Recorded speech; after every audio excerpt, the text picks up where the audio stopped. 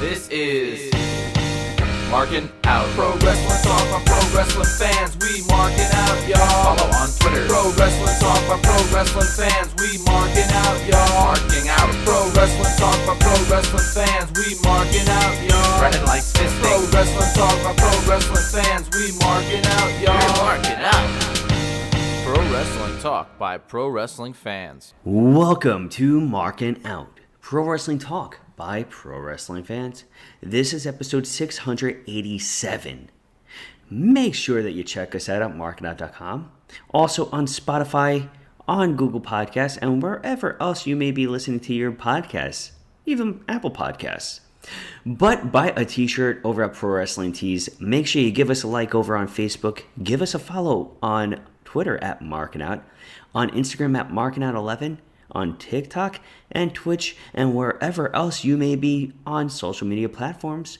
But this is our WrestleMania episode. That is right. We are headed into WrestleMania weekend. We have been gearing up for this. All storylines come to an end of this chapter. But I am one of your hosts, Dave the Rave, and you can check me out on all social media platforms at DavidPTDPT. You can follow Chris over on Twitter at Chris Sweendog and CM Sweeney85 over on Instagram, and cannot wait for him to join us a little bit later on. But also make sure you check out Brandon at BTTG161 over on all social media platforms. But that being said, Brandon, how are you? I'm almost awesome as always. Sweet. What did you do this week? Well, obviously I went to Cheesecake Factory. But obviously. More importantly, they loaded up different rewards on everyone's accounts on April 1st. And the reward that I got was $5 off an order of $25. Other people got a whole damn cheesecake for free. No. I don't know how many people got that reward, but I kind of feel like I got screwed, as loyal as I am to Cheesecake Factory. That's insane. Other people got like a free slice with a purchase, or a half off slice, or a free slice a month for a year. But like, I feel like I got screwed. Jeez. So, it's, go figure, and you're such a loyal customer. Yeah, I don't know. That kind of stung to see that they were giving out whole cheesecakes. But outside of that, I also made meatballs, I think for the first time in like 2 years.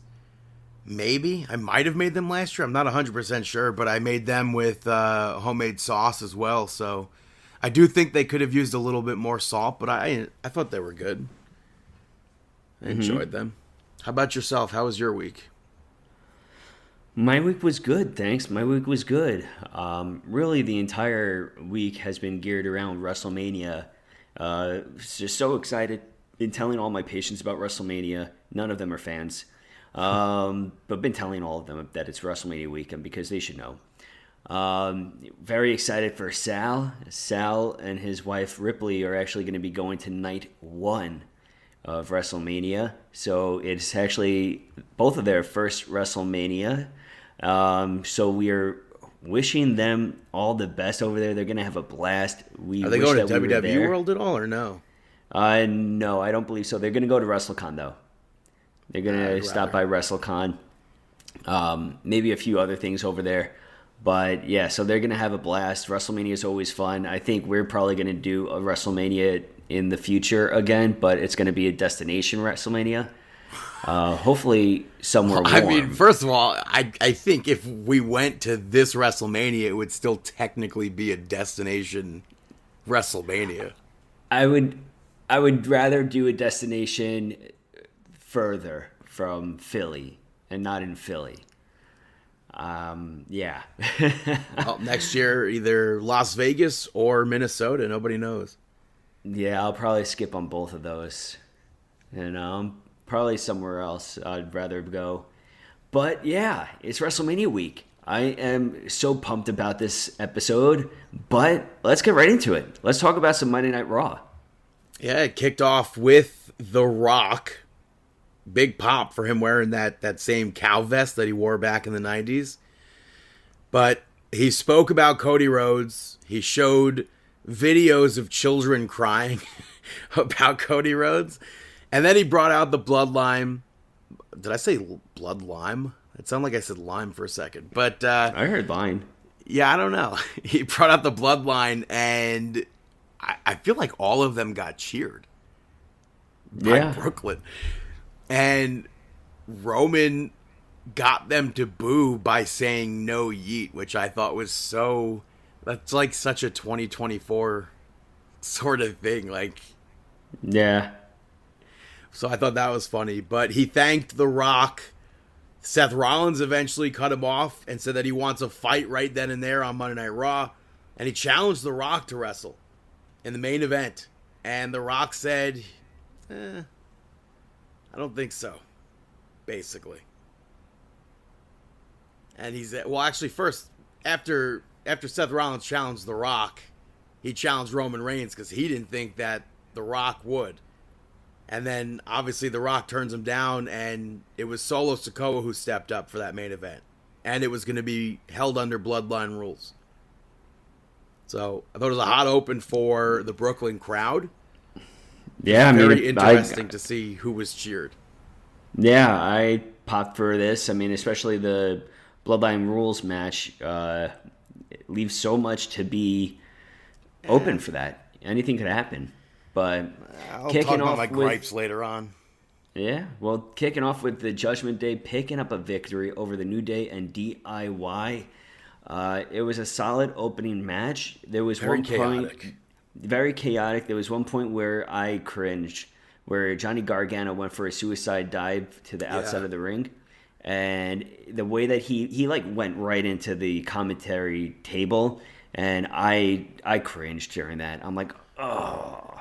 It's just rough landing. What did you think? Yeah, very much so a rough landing. He's luckily okay. As far as the match goes, I don't think there was much to it. I think more happened later on where we saw like Dom invited Legado del Fantasma there, and Damian Priest was pissed off that they were even there. So I thought that was interesting. That just like ties them together more for WrestleMania. Mm-hmm. After that, though, we saw Sami Zayn training at the Performance Center with Chad Gable. And Sami Zayn got annoyed that Chad Gable was, like, running him into the ground. And Chad Gable yelled at him. He was going really hard on him, Yeah, and he yelled at him and said something like, he was like, something's holding you back. And Sammy's like, you're right, I'm afraid. And then Chad Gable talked Sami Zayn through it, and they continued to train. And then we saw Sami Zayn pick up the victory over Bronson Reed, which I thought was an okay match. I thought Sami would win this, but I didn't know if there was going to be like a DQ or a no contest portion of this. Mm-hmm. But Gunther dragged Chad Gable out, who was knocked out. And Sami Zayn went to go check on him, and Gunther took him out. So. Yeah, I think that this is, I mean, to me it's building up to Zayn losing, but maybe him versus Gable, and then Gable versus Gunther. I don't know. Yeah. Ivy Nile and Maxine picked up the victory over The Way. I was kind of surprised that they won, but I think they definitely needed that victory. Yeah, I agree. I think that they definitely needed the victory. I feel like it was kind of, I don't know. They needed the victory, but I don't know if I would have put it against The Way. Well, I'm fine with that because, like, Candice distracted Indy Hartwell in this, and it cost them the match, and then she was pissed off at Indy and yelled at her about that loss. So it makes sense that they would have that loss. Mm-hmm. So I was fine with that. Yeah, that's true. I mean, it does build up her and Indy having a lot of heat with each other. I mean, like I said last week, I don't think that there's no way that they remain together unless Indy Hartwell does find that inner heel within her. But I am still all for Dexter Lumis coming by and preventing her from going to the dark side. We shall see. After that, we had Drew McIntyre give sort of a eulogy for CM Punk's WrestleMania main event. I don't think it was super impactful, but it continues their feud. Mm-hmm. And I think we could see Drew McIntyre win the championship at WrestleMania and then have, because we know CM Punk's on commentary, McIntyre could be like distracted, or he'll keep talking trash to Punk during the match or something. Punk gets fed up afterwards, hits him with the GTS, and then Damian Priest perhaps comes out, cashes in. Clash of the Castle was announced this week to be in Glasgow.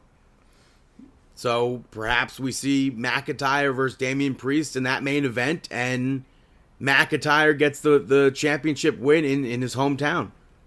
Yeah, I mean, you laid it out to me a great scenario and storyline-wise where it definitely makes sense for McIntyre to have his championship victory over there. I mean, it makes sense for him to win at WrestleMania and lose at WrestleMania, too. So, yeah, you want to share that storyline or not yet? What do you mean? I literally just said it. Well, I feel like there was more to it, though. I don't think so. No? I don't think it. What else would I have added? That was everything. Yeah, that's true. But next up, you had Ricochet pick up the victory over Ivar. This match was a good match. It was fun and eventful. There was a few spots that I really liked between Ricochet and Ivar. I've became a big fan over time of the speedster versus powerhouse or heavyweight matches. When I feel like when we first started the podcast, I wasn't a big fan of that. I would not like Rey Mysterio versus Big Show because it didn't make sense to me.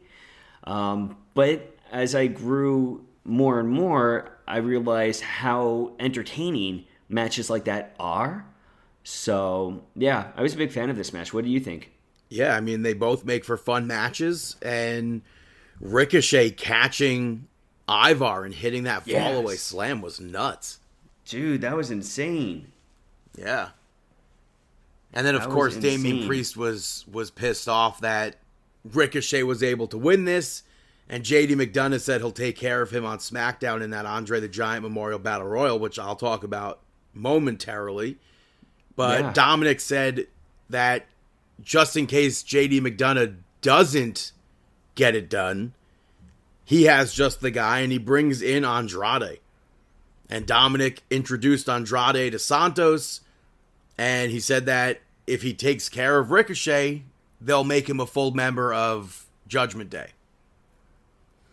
So I really don't think... I personally would have liked to have seen Chad Gable win this. I feel like it has to be Andrade. And it has to be Andrade eliminating Judgment Day to win. I could see that. I think it's worth noting right here that somebody that wasn't able to take out Ricochet was Dragon Lee, who faced off against Ricochet in the first ever Speed episode taking place over on Twitter. But... Which, by the way, people are like, oh, they're not selling. I think they very much so are selling. They're like 100%. They're like they have 3 minutes to do it, and they are actually selling. Yeah, there were moments where they were selling pretty hardcore, but I feel like if the same fans that say, oh, they're not selling, obviously have never watched Ricochet versus Will Ospreay. Or, for some reason, I'm sure 100% that most of them are probably the fans that were voting them to the number one spot for best match of the year, and the only reason they don't like it is because it's on WWE TV right now. Also, Bronson Reed picked up the victory over JD McDonough. I thought that was a very well done match there. I didn't think we were gonna. I thought it was gonna just be like lighter guys. I didn't realize Bronson Reed was gonna be in this as well. That's very true. Yeah. So I'm happy that we're gonna get that. I didn't plan on watching WWE Speed, but I'm on Twitter. It was on my timeline, so it's 3 minutes. Why not? Or I guess total 6 minutes for that. But earlier in the night, we saw Becky Lynch interviewed, where she confronted Rhea Ripley earlier in the day on Ariel Helwani's show, which caused a huge rift in pro wrestling.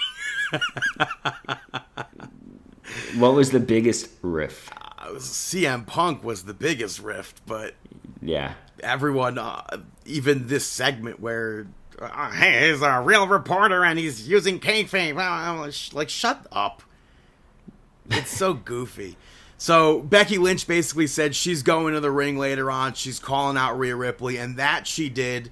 And Adam Pearce ran out. He's like, absolutely not. No.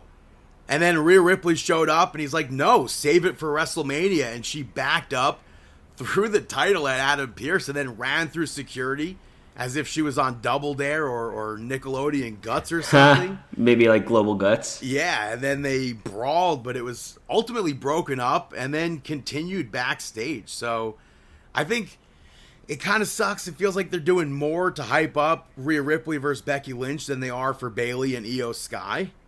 Mm-hmm. But, I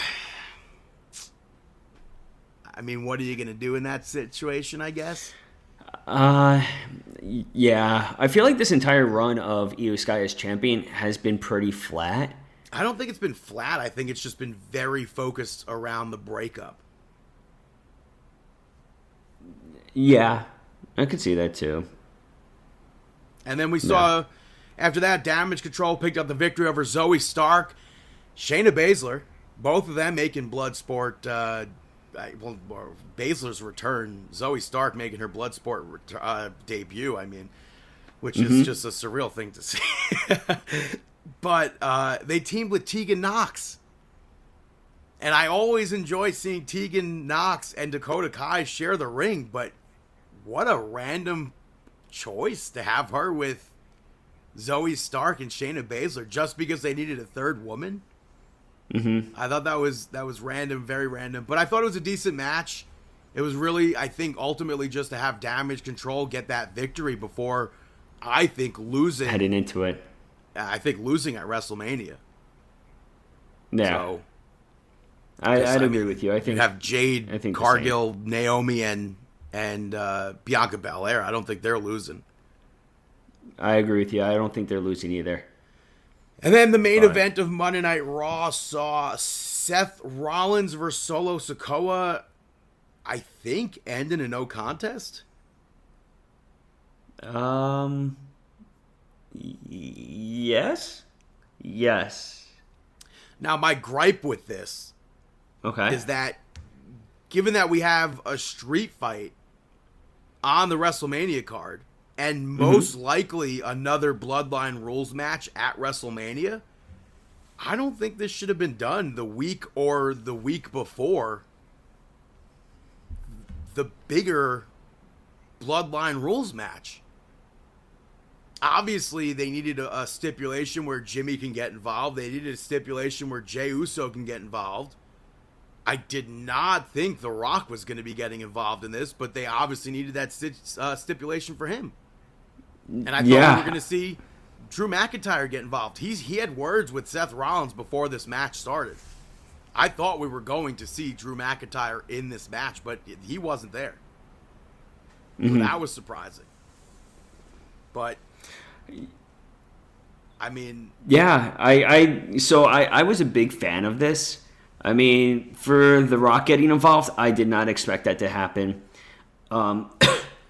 I think that this entire end of Monday Night Raw, it was awesome. And then, of course, it made sense that Cody had that big comeback after his beatdown last week. And also, Roman Reigns left earlier in the night. He said to The Rock, like, hey, man, I'm taking off. I didn't think we were going to see Roman Reigns here either. And he ended up in this segment to help The Rock. And I was like, my mind was kind of blown. So Cody was ready to hit the rock bottom on the commentary table, and then out of nowhere, which, by the way, I think that spot has to actually take place at WrestleMania. I think we're going to see that. It has to. I think so too. But then you had Roman Reigns yank the foot of Cody Rhodes coming through the crowd, or I think they said that he was actually underneath the ring. I don't know. I think and then they mentioned on unfortunately tripped over the announce table. I did see that. I mean, but there was really nothing you can do. No, he didn't like. There was nothing you could do about that. No. Like I saw that and I'm like, I would have tripped too. And then they beat the hell out of Cody and Seth Rollins, and I thought that was a great way to. Solo Sikoa, by the way, just like disappeared. Yeah, I don't know where the hell he went, but I thought that was a great closing to Monday Night Raw. WrestleMania 29, by the way, was the last scheduled WrestleMania match for The Rock. And that was April 7th, and he's going to be wrestling on April 7th, which I think is pretty cool. That's really cool. Oh, wait, actually, awesome. You know what? I don't think he's wrestling on April 7th. April 7th is Sunday. Was WrestleMania 29 April 7th or April 6th? Let's see. WrestleMania 29. God, I don't know. WrestleMania 29 was the 7th, so I'm incorrect. It's no longer But this cool. is actually, what's interesting with statistics is this is the last U.S. PLE until SummerSlam. That we know of, at least, right? I think officially. May, June, July? I think officially. I think they already announced that they're going to be traveling the globe after this. Oh, yeah, because we have France, and then Clash at the Castle, and then Bash in Berlin. And that's takes us to August 31st, yeah. Well, no, because SummerSlam would be before that, no? August, yeah, SummerSlam would be, July, no? Yeah. Yeah. I guess so, yeah. A lot of but out-of-the-state events, yeah, look at that. Yeah. But that was Monday Night Raw. Let's move on to some NXT chatter. Kicking off with Nathan Frazer and Axiom picking up the victory over the OC and the LWO to advance to compete over at Stand and Deliver, which is taking place on Saturday at noon, I believe. Yeah. So, what did you think about this match? Booker T, I think, said it best. He said a lot of action. Mm-hmm. There was a lot going on. There were some messy spots here. But overall, I'm still a little shocked that the OC lost. Mm-hmm. Because I already had them booked as the champions in my head. So I was very surprised to see that Gallows and Anderson did not win this match, and they're not moving to Stand and Deliver. Yeah, I was expecting either them or the LW. I was not expecting Frazer or Axiom. No, I would not have expected if you had to give me a choice between the two teams. Gallows and Anderson are my first pick, and then Axiom and Nathan Frazer are my second pick. There's no chance in hell I was thinking the LWO. No. I still don't understand why their match at WrestleMania is not like a team effort sort of thing. Rather than just the tag team match, but we'll see what happens with that. Yeah. After that match, we saw JC Jane pick up the victory over Fallon Henley. We saw Kiana James get involved. Thea Hale took her out, and then a brawl broke out with everybody on the outside. And Fallon Henley got involved, but when she got back into that ring, JC rocked her with that knee and picked up that victory. And then she celebrated in Gorilla, and Ava was like, okay, move on. And then Thea Hale came back. She was pissed off. And Ava set up a match for Stand and Deliver, which I thought we would have seen at Stand and Deliver. So it makes sense. Yeah. After that, we saw Lexis King pick up the victory over Von Wagner. Wagner briskly walking to the ring to start the beatdown right away. But when he tried to powerbomb Lexis King through the commentary table, King reversed it into a DDT. And then I feel like surprisingly won. I was not expecting Lexis King to win that match either. Me neither. I mean, especially the way that Wagner came at him right out of the gate. Yeah. I thought that Wagner was going to pick up that victory. We saw Lola Vice pick up the victory over Carmen Petrovic, and Natalia gave Petrovic advice beforehand, and she was in her corner for the match as well. I thought there was good back and forth between the two of them. I like that the arm wrench leg sweep that Petrovic did. Yeah. But Lola Vice really sticking it to Natalia. Looking right at her, locked Petrovic in a sharpshooter and made her tap out to end that match. I thought that was very, very well done. Yeah. I think that having that eye contact and everything was huge during that segment. Yeah. I would like to see Natty win the NXT Championship. I don't know if that'll happen. I wouldn't be opposed of it. Yeah, I feel like I wouldn't be opposed of it because I still feel like she should have beaten Flair for that title. I completely understand why they didn't have that happen, but I still feel like that should have happened. But after that match, we saw Supernova Sessions with Roxanne Perez and Lyra Valkyria as the guests, and Lyra basically gave point for point as to why Roxanne isn't champion. Indy Hartwell won last year and she just climbed faster than Roxanne did. And then Lyra retained the championship and Roxanne blamed Lola Vice for that because she cashed in that contract. And she's like, oh, it's fine for when you do it, but it's not fine when she does it. Mm-hmm. And then Roxanne said that she didn't have it in her to do what she did to Lyra's arm a few months ago, and now she does. And I like the back and forth banter between the two of them. I think I don't want to say the real stars of this, because obviously the real stars of this are Roxanne and Lyra.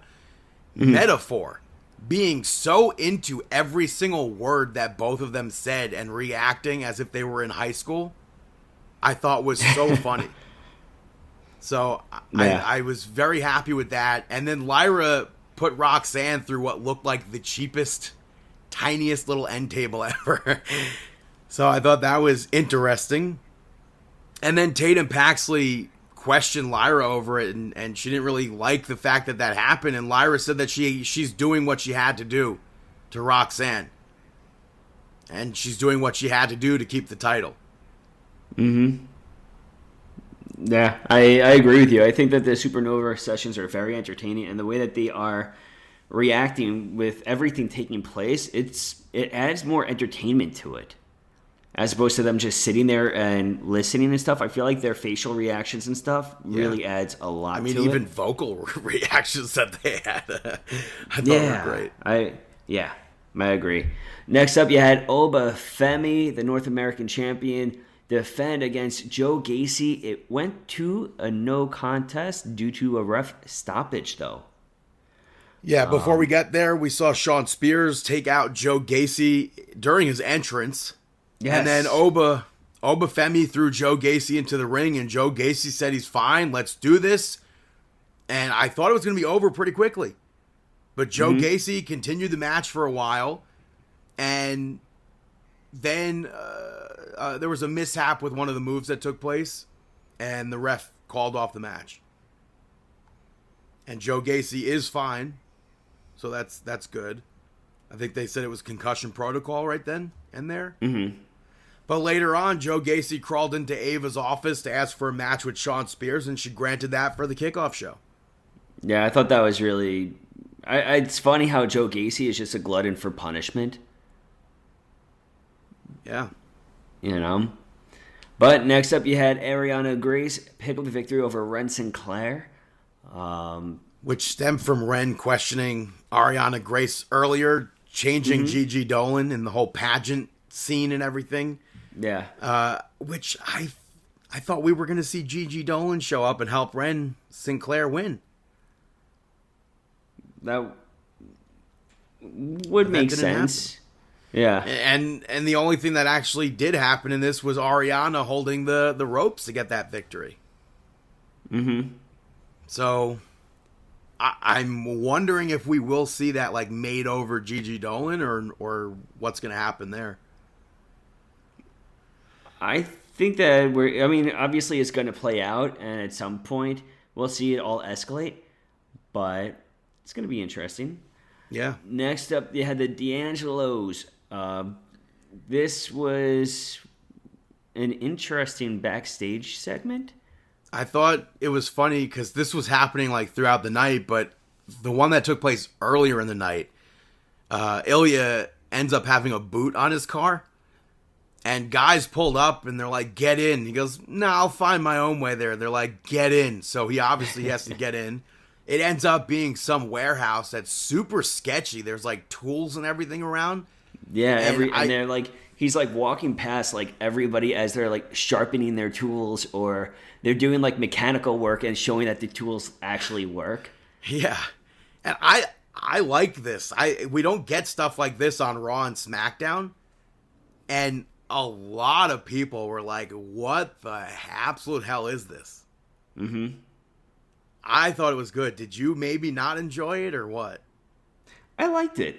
I thought it was. I mean, it was movie-esque. Yes, it's a movie approach, so I enjoy that. It's movie-esque, and yeah, me and you are fans of the movie-esque stuff, and I feel like during the movie-esque NXT, sometimes, I feel like you have to detach yourself from reality in order to really enjoy those cinema. I was just going to say cinema. Cinema? The cinema. Cinematic? Cinematic approach to everything. I was a fan of it.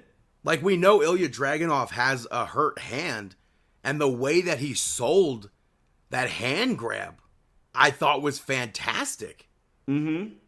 And then Tony D'Angelo basically just reiterated that he's leaving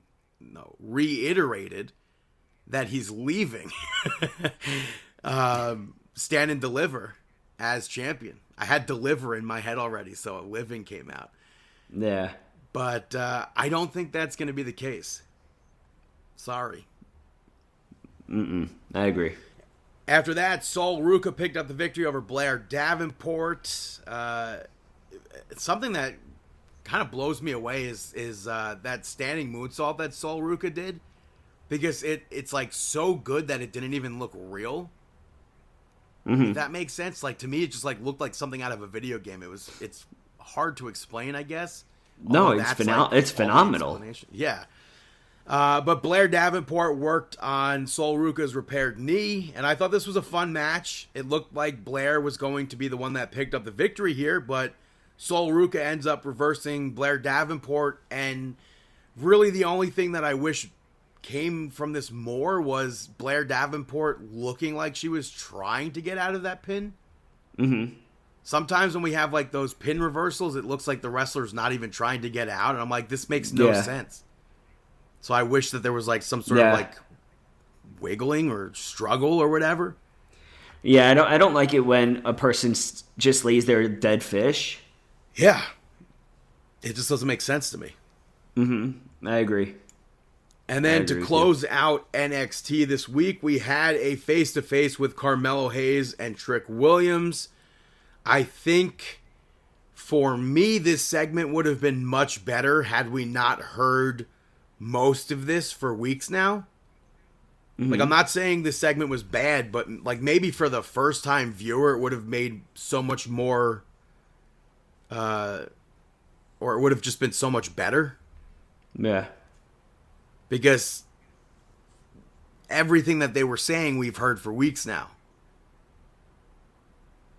So really, the main thing you wanted from this was that big brawl that happened. And they both fought through security. The locker room emptied out. I don't know at this point if Come Stand and Deliver, there's going to be some sort of stipulation added. But I wish they got like a special guest referee or something. I feel like special guest referee would have added a little bit more, especially with it being WrestleMania. Who would you have had as special guest referee? My vote is always for Ken Shamrock, so So I don't know who necessarily we'd have, but yeah, Shamrock. That'd be cool. Also, the WWE Anonymous account posted a conversation that Ava was having with somebody saying, yes, of course, you're always going to be family in NXT or whatever, part of the NXT family. So I don't know if that's going to be like a hint at somebody showing up on the kickoff show or what's the deal there. Somebody's got to... I mean, I feel like somebody's going to be making a return by them saying you're always welcome on the NXT family. It seems like to me, it's hinting at somebody that may have left and is now coming back. Or it could just be somebody like CM Punk. But again, I don't know why you wouldn't advertise CM Punk like, hey, show up, watch. Yeah. That's true. So we'll see if there's a surprise there at Stand and Deliver, taking place at the Wells Fargo Center, all the way away from the historical places in Philadelphia. In Philadelphia, Pennsylvania, that is. On the kickoff show, we have Joe Gacy taking on Shawn Spears. I'm going to say Shawn Spears. I'm going to say Joe... Oh, wait. You got to go Shawn Spears. Yeah. I mean, you don't have Spears. to. It is Philadelphia. No, I mean... Joe Gacy has ran Philadelphia before, so... You know what? That is true. But I am going to say Shawn Spears. Damn. You know, yeah, I'm sticking with Spears. 6-woman tag match. Yeah. Thea Hale, Fallon Henley, Kalani Jordan taking on JC Jane, Kiana James, and Izzy Dame. Jasmine Nix, by the way, I was wondering if it was why she wouldn't have also been in the match, but I didn't think it was going to be a 4-on-4. She came out in a sling this week. Ah, there you have it. I don't necessarily think she's actually injured, but yeah, it makes sense that they would have that. But I'm going to go with the face team. I'm going to go with the heel team. I'm going Jane, James, and Dane. Jane, this sounds like a law firm. Jane, James, and Jane. If you or somebody has been affected by mesothelioma. For the NXT Tag Team Championships, the Wolf Dogs taking on the challengers Axiom and Nathan Fraser. Is it time to say goodbye to the Wolf Dogs? I didn't think this was going to be the first WrestleMania for Braun Breaker, but... I think so. I think Axiom and Fraser could come out of this as the winners. I do as well. And I think they are going to make a phenomenal tag team champion team. Yeah, and then I could see Breaker on the Raw after. Well, he's on SmackDown. So no, he's on SmackDown. Yeah, he's on SmackDown. I could see him on the SmackDown after Raw. Well, I guess it's still after Raw, after Mania. See him on SmackDown next week. For the NXT Women's Championship, you have Lyra Valkyria taking on the challenger, Roxanne Perez. It kind of feels like it's going to be Roxanne Perez. Yeah, I'm going to go with Roxanne Perez. I think she's going to be reclaiming her gold that she never actually lost. Triple threat match. It's a tough call. It is. Triple threat match for the NXT North American Championship. Obafemi defending against Dijak and Josh Briggs. I am going to go with Obafemi. Oh, part of me wants to say Dijak ends up pinning Josh Briggs. I don't know. But I think Obafemi has been doing incredible over there right now. I mean, so is Dijak. It's true. Very, very, very, very, very, very surprising that Dijak already has not been North American champion. I feel like I could see Femi pinning Briggs and Dijak going after Femi at the next pay-per-view, and then maybe Dijak winning that one. I'm gonna say Dijak wins the championship. All right, that would be cool. For the NXT Championship, you have Ilya Dragunov defending the title against Tony D'Angelo. It's Ilya Dragunov. I'm going with Dragunov. What we could assume as the main event of the evening, Carmelo Hayes. Not assume, it is. It is. Carmelo Hayes taking on Trick Williams. I'm going to go with Trick. Yeah, gonna say Trick Williams. Whoop that Trick. That was the NXT portion. Moving over to SmackDown. It kicked off with the Kevin Owens show with Randy Orton as the guest. Logan Paul showed up, but he was at Lincoln Financial Field, so Kevin Owens and Randy Orton went to the stadium.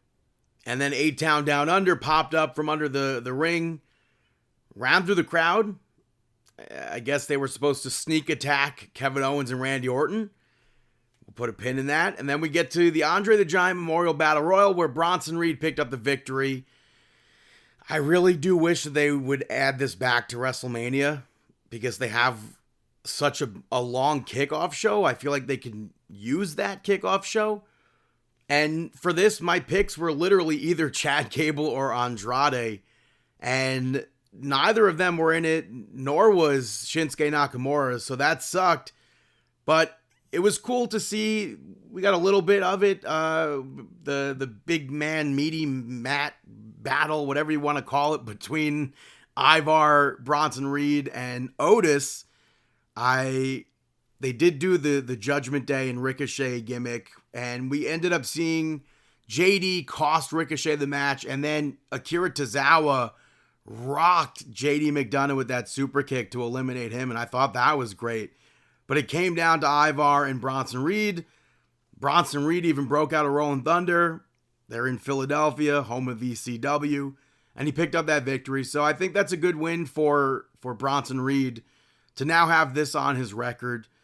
After that, we had Logan Paul come back out, made it to the arena, made fun of Kevin Owens and Randy Orton, and he spoke about what A-Town Down Under is probably going to be doing to them at Lincoln Financial Field. Probably going to be beating them down when they cut live to the stadium. And they cut to the stadium. They're nowhere to be found. A-Town Down Under's like, where are they? We followed them on the golf cart. And then from under the ring came Kevin Owens and Randy Orton. And then they ended up beating Logan Paul down. So I thought that was a great segment to go back and loop back to, I guess. After that, backstage, they showed Dragon Lee was taken out. Then we go to the match. Elektra Lopez picked up the victory over Zelina Vega. They had Dominic Mysterio and Andrade come out with Legado for this. And I think the match was kind of messy. Storyline-wise, you could 100% say it was because Zelina Vega was shook from what happened with Dragon Lee. But we saw Zelina use that Andrade DDT. And then Dominic Mysterio got involved. And then Ray got involved. And that directly led to Elektra Lopez winning this match. And Legado attacked Ray afterwards. And Dominic, I guess, tried to make Andrade get involved. And Andrade ends up making the save. So, and then we find out that Dragon Lee is taken out of the match. And Andrade steps in. So when we talk about that in the next segment, just know we pick Andrade and Rey Mysterio. And we recorded it the day before. So it doesn't add up timeline-wise or match-wise. After that, we saw Bianca Belair and Naomi come out. They showed the three of them walking backstage with Jade Cargill together. I don't know why they wouldn't come out all together, but I guess presentation-wise it makes sense. I just don't think we needed this segment. And then we had British Strong Style pick up the victory over A-Town Down Under. I feel like this match wasn't necessary. I like the tornado DDT that Grayson Waller did to the outside of the ring, but the Judgment Day beat both teams down afterwards, and that was the main thing from this segment. Then we had LA Knight come out and cut a promo. He and AJ Styles got into it during the media interviews earlier in the day. Left AJ Styles bloodied, but this segment was just LA Knight talking trash. Again, I don't know if this was necessary. And then the main event saw Jey Uso pick up the victory over Solo Sikoa via disqualification. I feel like ultimately this whole episode really, you could have just done the Andre the Giant Memorial Battle Royal, the LWO and Legado thing, and I guess this segment too. Jimmy showed up and attacked Jay, and then the fans chanted for Cody. They popped big time when he and Seth Rollins made the save. And then Cody used his belt on the Bloodline. Seth Rollins joined in. Jay hit the Uso splash on Jimmy. And then Cody cut a promo to fire up and hype WrestleMania, basically, which I thought was a fine close to SmackDown. The schedules, man, I feel like a bunch of this wasn't necessary. And I understand why everything happened, but I just feel like a lot of it wasn't needed. That was SmackDown. We have WrestleMania taking place at Lincoln Financial Field in Philadelphia, Pennsylvania. 2 nights, Saturday and Sunday. Big card. How should we run this down? I mean, how about we start off with brother versus brother. Jey Uso versus Jimmy Uso. I'm going to go with Jay. I think it has to be Jey Uso to win this match.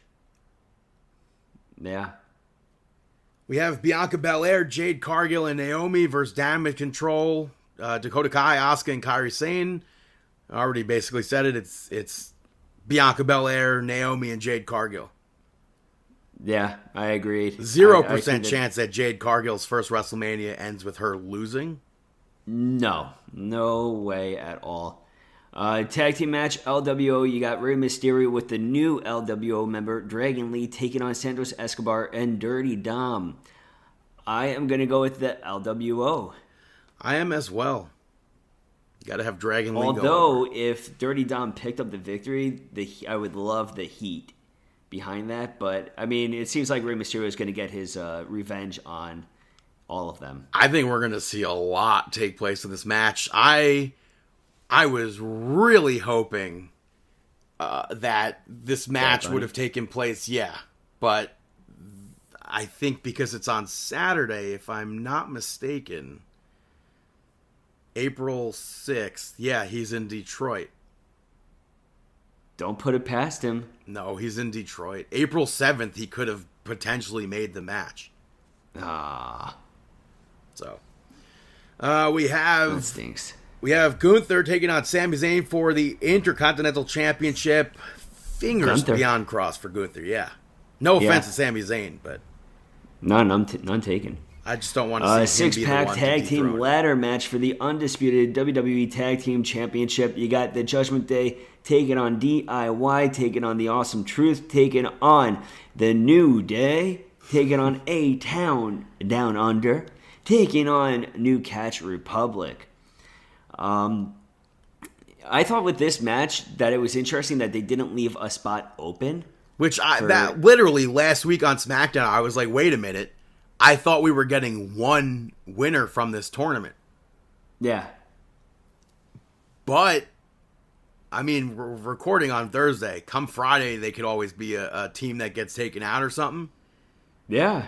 Anything can happen. But I'm going to say the Awesome Truth takes one of the Raw tag team titles, and I'm going to say A-Town Down Under takes SmackDown. Oh, you think it's going to be separated? 100%, especially because Michael Cole said that the match will not end until both championships are taken down. Ooh, interesting. You have to split those titles. You have to get them. They were only together because of the bloodline. You have to get rid of them. We have 2 separate brands. We're going to need strong brands going forward past this WrestleMania. So then what I am going to choose... I mean, obviously, we do see Damian Priest making a run for the championship with Drew McIntyre. I don't think he's going to do it as a tag team champion. So I think I would I think I would agree with you, but I don't see Awesome Truth holding the titles for a long period of time. I don't know how long of a time. I could still see them feuding. Well, no, because I don't think, or unless Finn Balor and JD McDonough do it or something, I don't know, like Clash of the Castle.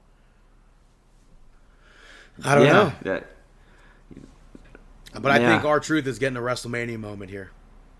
Well, so I would agree. By the way, Awesome Truth we already know downtown. R-Truth does not like ladders, so should be interesting. But you're going with the same exact answer as me? Yeah, I'm gonna follow suit. For the Women's World Championship, Rhea Ripley defending the title against Becky Lynch. Gonna say Rhea Ripley. Hopefully she retains. No offense to Becky Lynch. Just hope. I agree. I think Rhea Ripley is gonna pick up the victory. Yeah. On to the big match of the evening. We have the Bloodline, The Rock and Roman Reigns taking on Cody Rhodes and Seth freaking Rollins. If Cody Rhodes and Seth Rollins wins, all the members of the Bloodline will be banned from ringside during the undisputed WWE Universal Championship match taking place on night 2. But if The Rock and Roman Reigns win, the championship match on night 2 will be held under Bloodline rules matchup. I think that this night, I'm going to say that the Bloodline picks up the victory just to spice up things for night 2. I think that having the match as a Bloodline rules match is I think it's going to put the butts in the seats. I think the butts are already in the seats. It's WrestleMania. I think the main, yes, 100% the Bloodline, Rock and Roman Reigns will be retaining, or not retaining, they'll be winning this match. And Bloodline rules, we saw a little taste of it, a little preview of it on Monday Night Raw. I think it's going to go harder than that. Mm-hmm. I hope we do get a bunch of involvement from Bloodline, from non-Bloodline, from new Bloodline, from old Bloodline, perhaps. Mm-hmm. Maybe we'll see Rikishi. I don't know. Will we see John Cena, Stone Cold Steve Austin? Maybe we'll see that. What's that tag team? I don't know. The Fatu. The Head Shrinkers? No. I forgot. Whoever else is in the Bloodline that was in MLW. Jacob Fatu. Yeah. And Lance Hawaii. Yeah, it would be interesting to see if they showed up. It dope. is Philadelphia. It would be dope. Yeah, for sure. Moving over to night 2, we have LA Knight taking on AJ Styles. I'm going to go with LA Knight. Yeah. For the United States Championship, you have Logan Paul defending the title against Kevin Owens and Randy Orton. I'm going to say Kevin Owens. Although I would be completely fine with Logan Paul retaining.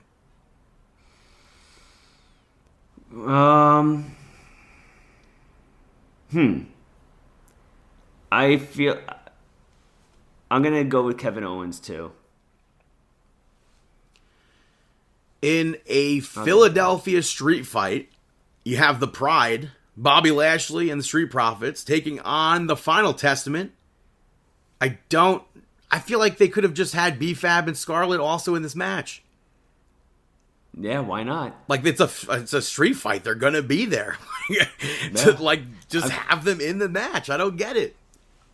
Yeah, I feel like the Final Testament has to pick up the victory. It's like with the LWO and Legado or whatever. Like you could just have Zelina and Elektra Lopez there involved. Yeah, you know that they've wrestled before, so.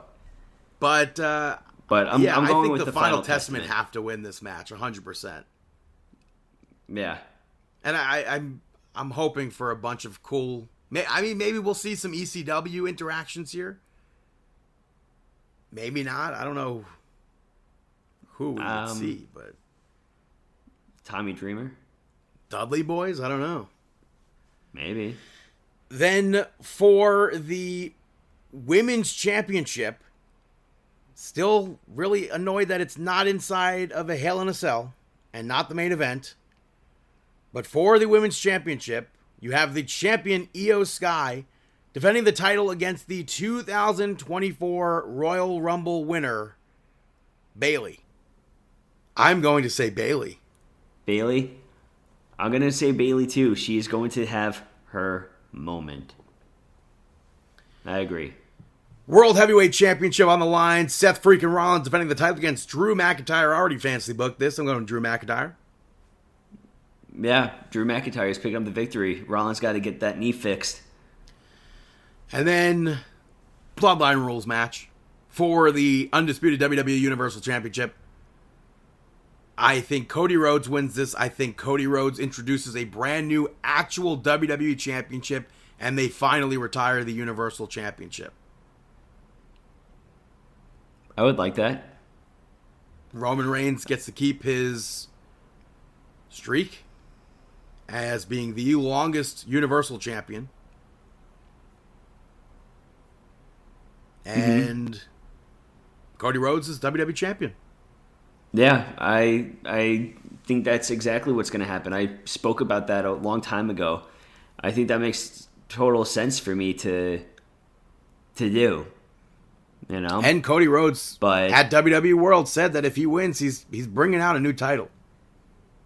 And he says if he doesn't win, he might as well just do commentary. So I'm going Cody Rhodes. Absolutely. So those are our predictions for WrestleMania. Going to take a quick little break, and we'll be right back here on Markin Out. This is the blue-collar badass JD Drake, and you're listening to Markin Out. Welcome back, ladies and gentlemen, to Markin Out episode 687. Talking about Rampage from last week. You saw Dustin Rhodes pick up the victory over the Butcher. The match I thought was fine, but I don't think the fans cared about this match at all.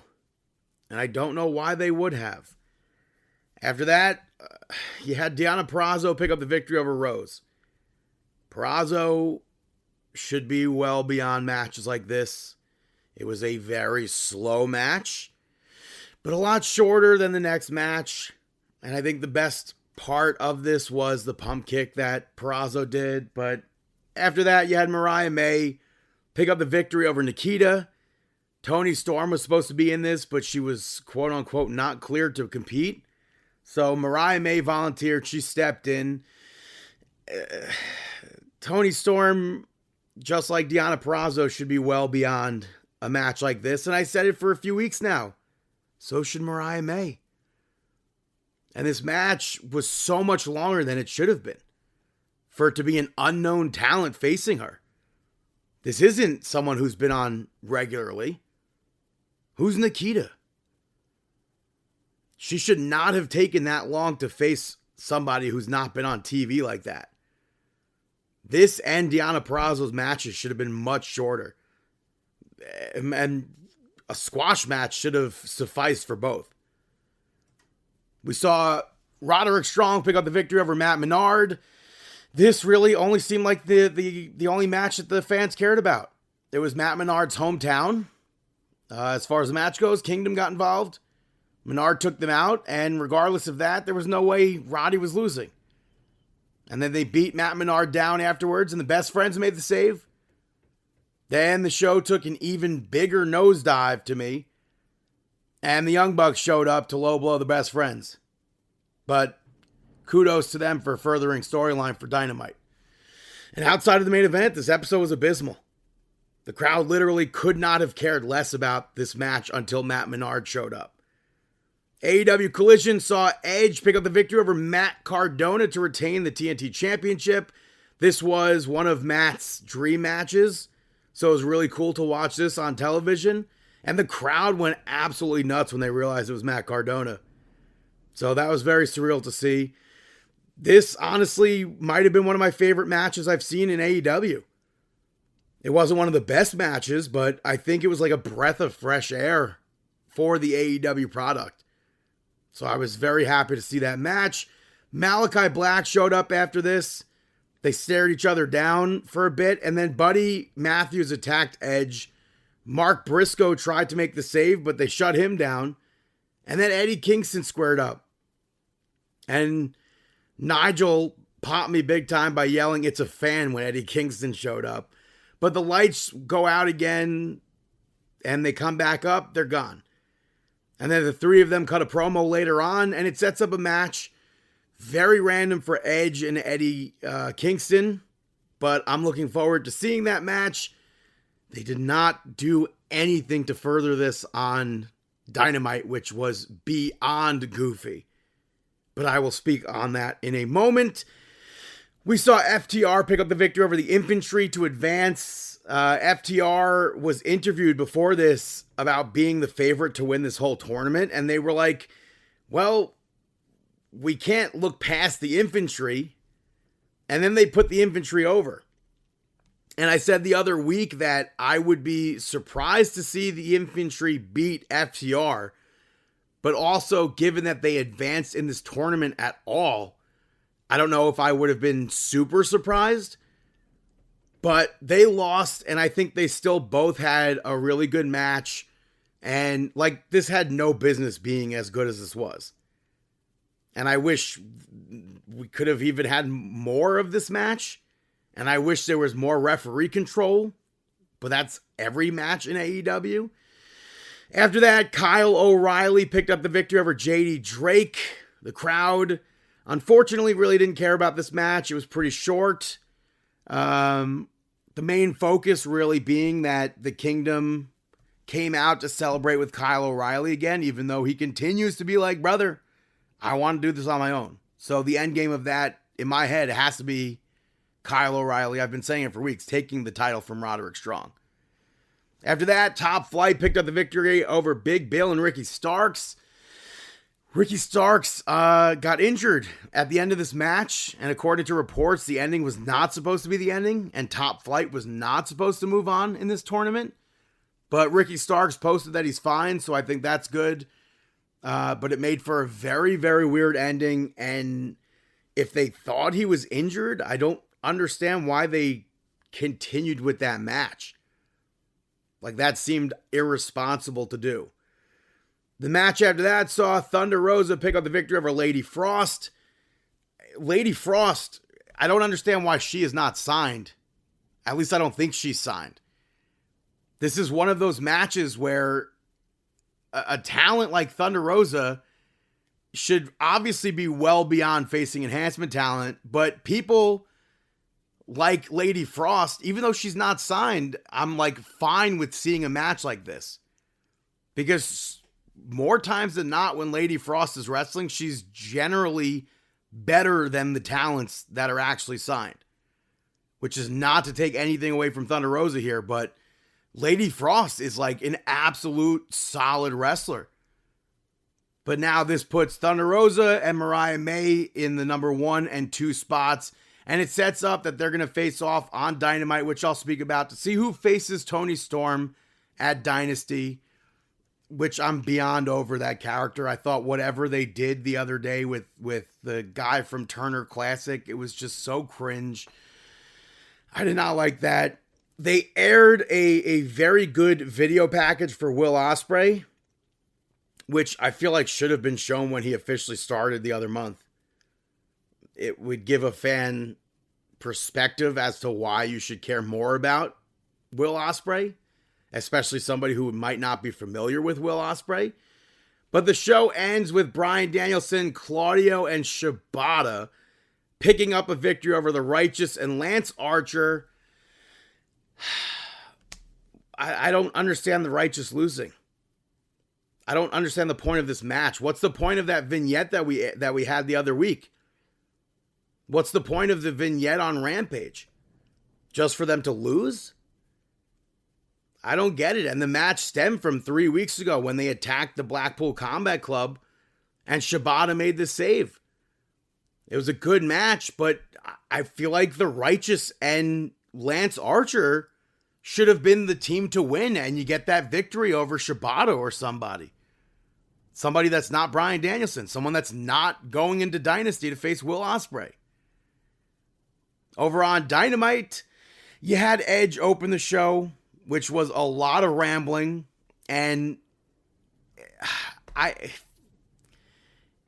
think this was because of what CM Punk said.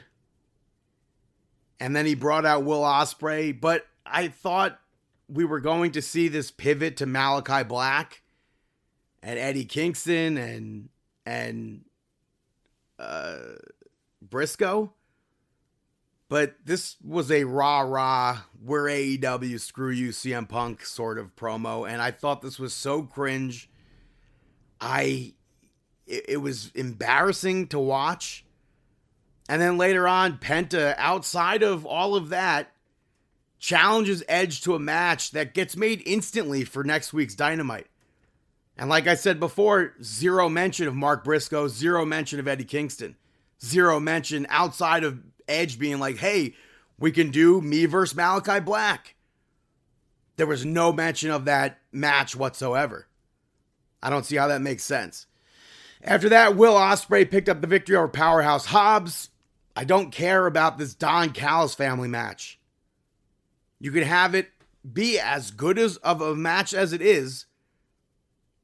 Obvious outcome. But why should I care about Will Ospreay taking on another member of the Don Callis family? Again. It would be like bringing in the Dudley Boys and it's like, oh, Bubba Ray is this big star. Let's have him face Devon one week. Let's have him face Spike one week. Will Ospreay is literally about to face Bryan Danielson. Why is he not facing Blackpool Combat Club members? Or at least people who could be associated by proxy? Matt Sydal? It makes no sense to me. And then you have Bryan Danielson come out to tease that match. Obviously, not to do anything further, but to have Bryan Danielson go into a match of his own. Picks up a victory over Lance Archer, which I thought was a good big guy versus little guy match. But there was a part of this match that really pissed me off because it makes no sense. Lance Archer just randomly takes out a member of the crew. The referee has zero reaction to it. How are you going to let somebody take out people from the crew and then have zero repercussions of that? To me, that's like a suspension sort of thing. Call the match. No contest. DQ. It does not make sense to me. After that, Chris Jericho came out. And even though he told Hook that if he needs something, he'll be there, he's now, for some reason, forcing his wisdom upon Hook. And then Hook was like, oh, I got us a tag match on Rampage. Pointless segment. It's bringing Hook down big time. I don't want to see anything with Jericho. I don't want to see anything with Hook together. On Rampage last week, we saw the Bullet Club Gold break into Billy Gunn's house. And they said it was fine because they're related to Billy Gunn. And I thought this was dumb to do because they literally just did a home invasion gimmick a couple of months ago. And then I don't feel like this doesn't storyline like push anything. It could have been done in so many other ways where then you fast forward to the next night on Collision, the Acclaim come out to be interviewed. Billy Gunn was pissed off at Jay White for showing up at his house, and it just sets up further Dynamite. And then Billy Gunn picks up a victory over Jay White via disqualification.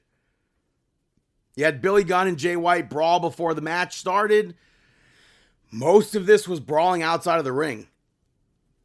And Aubrey did not care at all. She finally started a 10 count. Commentary covered for her. They covered for the other referee in the other match. They covered for the referee in a match later on. But then the Acclaim were shown taken out backstage. And I don't think it did anything to Billy Gunn. Billy went out of the ring, grabbed a chair. And then the Gunns begged for Billy not to use the chair. And he pushed them out of the way. And then Jay White low-blowed Billy Gunn, and the referee finally uses the rules. And then even though the Acclaim were laid out backstage, they show up as if nothing happened earlier in the match to back Billy Gunn up. It made no sense to me. After that, Willow Nightingale came out to be interviewed, and she said she at one point wasn't confident, but it was the fans that made her confident, and she's going to beat Julia Hart for the championship. And then Mercedes Moné showed up and said, finally, she said, she'll be challenging somebody. Whoever wins that match, she'll be challenging either Willow, she'll be challenging either Julia. Although, to me, that does not line up with the rankings at all. Unless it's in her contract, which is not explained. It should be explained if it's in her contract. But they use the rankings in the storyline when it suits them. Just like the other week with Okada, we got no explanation with Okada just randomly being handed a championship match. Yet you have somebody like Thunder Rosa and Mariah May battling to see who the 1 and 2 spots are. You have Hangman, you have Swerve battling to see who the number 1 spots are. It makes no sense. After that, the Young Bucks picked up the victory of the Best Friends to advance to the finals of that tag team title tournament. Again, the referee was not refereeing in this match. The commentary, like I said before, they called it out. Sue got involved, slapped one of the Young Bucks. I think it was Matt Jackson right in front of the referee. Ref didn't care. And you had a turnbuckle pad removed off of the turnbuckle for how long? And the referee pretends not to see it? Why do they make these referees look so stupid? And then finally, building for weeks, Trent Beretta turns on the Best Friends after they lost. Whether or not this is going to finally lead to that big singles push for Trent, we will have to wait and see. After that, Thunder Rosa picked up the victory over Mariah May to become that number 1 contender. I thought the match was good. I did not think Mariah May would win this match, but Thunder Rosa afterwards was like fired up. Toni Storm stunned, and Thunder Rosa was fired up, and she challenged Toni Storm to have that match right then and there, which I think would have been an actual surprise, and I would have actually liked to have seen that. But that didn't happen. They're going to be wrestling a Dynasty for the championship. And then to close out AEW Dynamite, you had Swerve and Samoa Joe have a contract signing, which turned into a brawl with Swerve being bloodied and signing the contract in blood. But I checked out when Samoa Joe brought up stuff that I don't think should have been mentioned.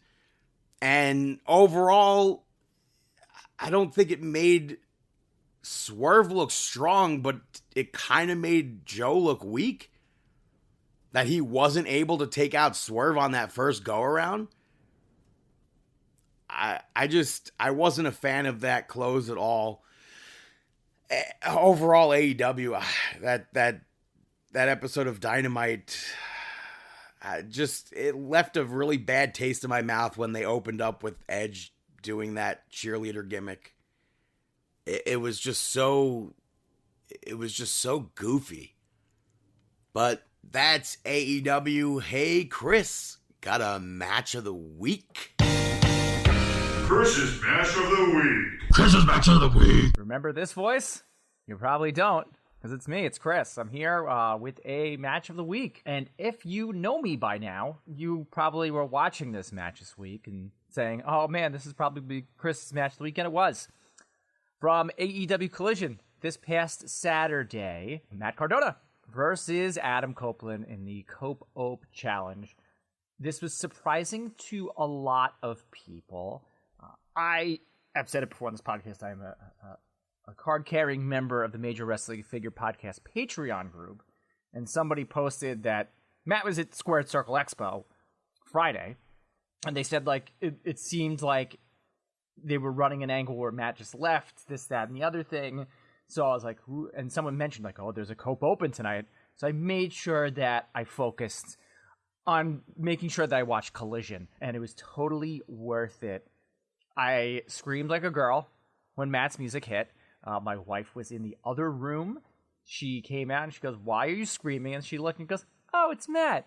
Oh, and it's Edge. And being such a big fan of both, Edge is my number one, like out of number one favorite wrestler of all time. I've said that numerous times on the show.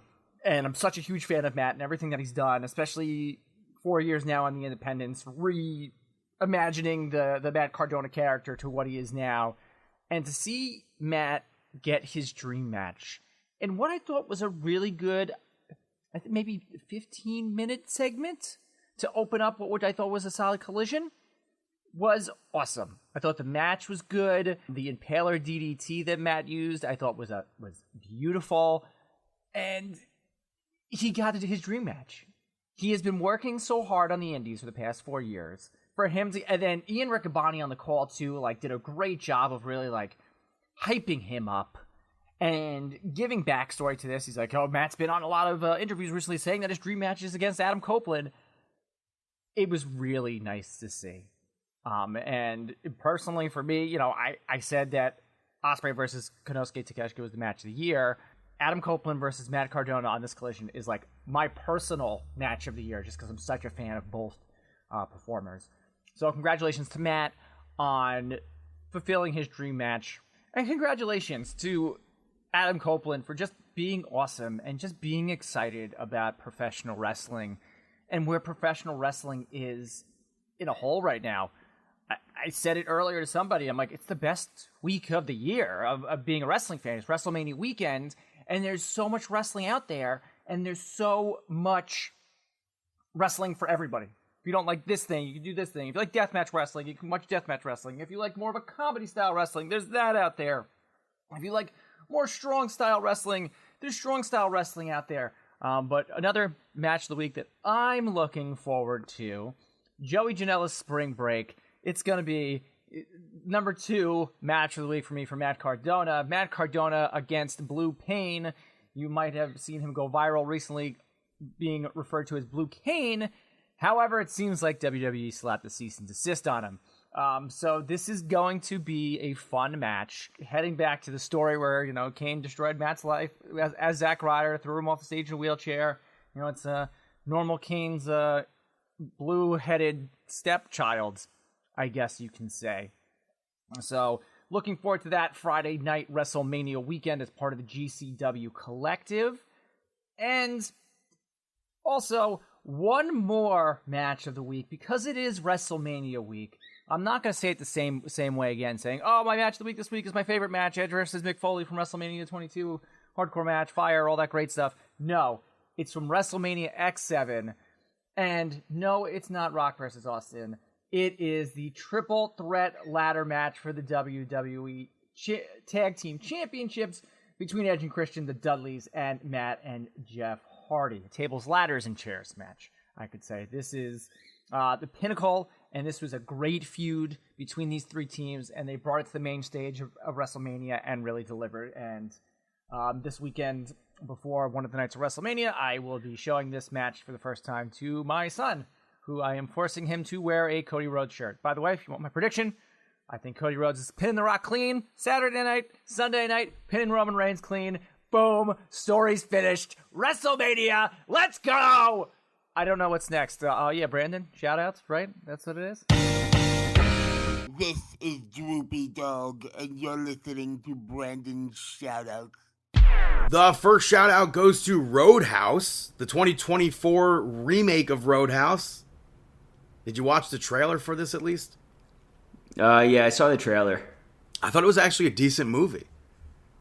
And it's Really? very different than the original. And some of it is hokey, but my only real negative note of this movie, I don't think McGregor was good.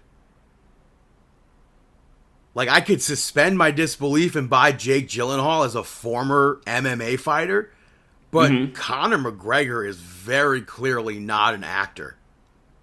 And I think that hurt this movie. Yeah. And I also can't even imagine what this movie would have been had Ronda Rousey stayed on with it and been in it. Because would she have been playing the McGregor part or what? I don't know. I can't picture that. But I don't know. popped, She's having a lot of talk about her now. Yeah, but I popped at Post Malone being in this movie. I didn't know he was in it. I thought that was pretty cool, especially since he's about to be in WWE 2K24 this year. So it's on Amazon Prime. I would say check it out. I enjoyed the film. After that, my next shout out is going to Bray Wyatt becoming immortal, which was certainly hard to watch. But I think it's such a great tribute to Bray Wyatt and how creative he was. And it was cool to see all the behind-the-scenes footage and footage that had not previously been released. So I thought that was cool. And they finally confirmed. We had, I guess we had thoughts on this, but they finally confirmed that Huskus was a representation of Bray Wyatt or what he went through as Husky Harris. And then Rambling Rabbit is based on people's opinions that Bray Wyatt rambled in his promos. And then Abby is obviously his sister Abigail, which is his storyline sister. And then Mercy the Buzzard was homage to Waylon Mercy, which was what Bray Wyatt based the character on. Yeah, for those that don't know Waylon Mercy, he was just somebody way ahead of his time. And then at the end of this documentary, they pretty much teased the return of Uncle Howdy. Where and when, we don't know. Still got Bo Dallas under the contract. Yeah, so I thought that was a very, very well done documentary. It's still such an unfortunate situation. Yeah. My last shout out is going to Joe Flaherty, who passed away this week at the age of 82. I think his first most famous role, I think, would be from SCTV. He was part of that original cast with John Candy, Eugene Levy, Catherine O'Hara, Andrea Martin, Dave Thomas, and Harold Ramis. And they have episodes like unofficially on YouTube that you can go back and watch. It's, I guess you could describe it kind of like the Canadian SNL. Mm-hmm. But Joe was also in Freaks and Geeks, which is one of my favorite TV shows. He was the father in that. And a very, very memorable role of his, for me, was from Happy Gilmore, where Shooter McGavin pays his character off to heckle Happy. And he delivers that line, "Hey, Gilmore, you suck, you jackass." And that leads to the fight later on between Adam Sandler and Bob Barker to get him kicked off that tour. So it sucks that he's not going to be in the sequel, I assume, or here to reprise his role if there was going to be the sequel. I know there's like rumors and rumblings. I don't know if it's actually 100% official, but it seems like it's going to be for Netflix. So just try to watch some of his stuff this weekend. And those are my shout outs. Now it's time for our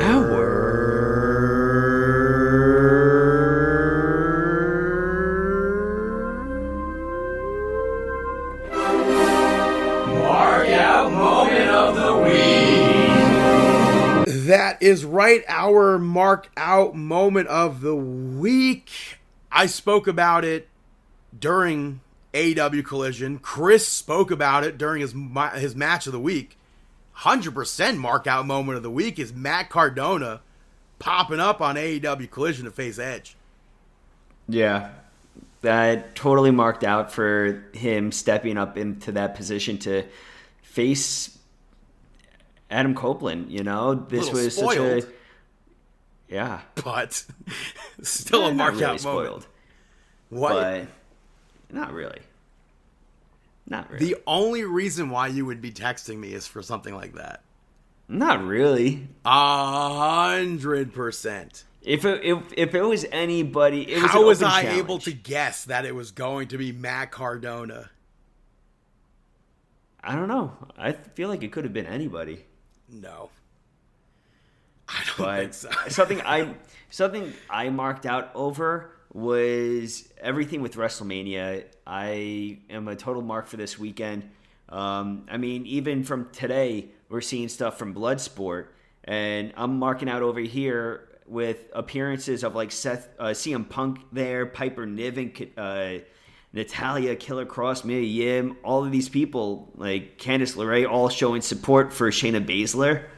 Like, it's just incredible. And then you had Baszler coming out to Stardom also. Yeah, you know, Zoe Stark is there with Shayna Baszler, and then you had Jordan Grace come out, you know, with Slamovich. Charlie Dempsey wrestled there as well. Yeah.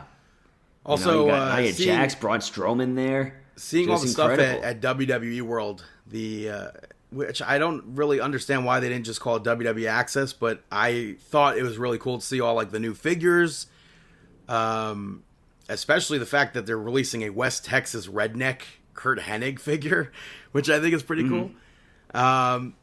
But just all the stuff in general there, I thought is pretty cool. Access is really pretty cool in general. To see that Jazz is scheduled for signings there, I think is pretty cool. It's very unfortunate that she wasn't included in 2K24, but I think perhaps that's a step in the right direction. Yeah. Also, they have the Hall of Fame section of WWE World and the ECW section where you have outfits from Bull Nakano. You have Taz's singlet. I was not expecting to see a singlet from Taz there. You have a chair from Balls Mahoney, so it's pretty cool that, given that it's in Philadelphia this year, they included ECW in that as well. Also, going back to Edge, I really enjoyed that Rivals from A&E last week with the Hardy Boys, Edge and Christian, and Dudley Boys. Mm-hmm. And then I also enjoyed this week's with The Miz and Daniel Bryan. But Roman Reigns' biography, I thought, was very, very well done. Paul Heyman directed it. I like that it gave... Roman Reigns himself gave props to Sami Zayn for what he did in the Bloodline. And it was cool to see everybody talking about the Bloodline in that fashion right before one of the biggest moments of that storyline. Mm-hmm. And then also you had Rock and Roman Reigns on The Tonight Show this week, which is always awesome to see wrestling on The Tonight Show. But it was really cool to hear them talk about the Wild Samoans. It was really cool to hear them talk about Soul Patrol. They showed a clip of The Rock and Rocky Johnson from WrestleMania 13 against the Sultan. So I thought that was pretty cool. Huge miss, though, by not having Cody Rhodes and Seth Rollins show up on The Tonight Show. Yeah, that would have been cool. I thought that would have been perfect. Yeah, definitely marked for that. But those are the mark out moments that I have. You have anything else or not really? No, sir. Take it home. Thank you so much for listening to Markin Out episode 687. You can check us out on Twitter at Markin Out, at BTTG161 on all platforms. Chris Sweendog, CM Sweeney85, David PTDPT. Like us on Facebook, facebook.com/MarkinOut, YouTube and Instagram, MarkinOut11, ProWrestlingTees.com/MarkinOut, at MarkinOut on TikTok. Of course, you can listen to us on YouTube, Apple Podcasts, Amazon Podcasts, Spotify Podcasts, and MarkinOut.com, as well as anywhere else I'm sure that you listen to this. And we wish you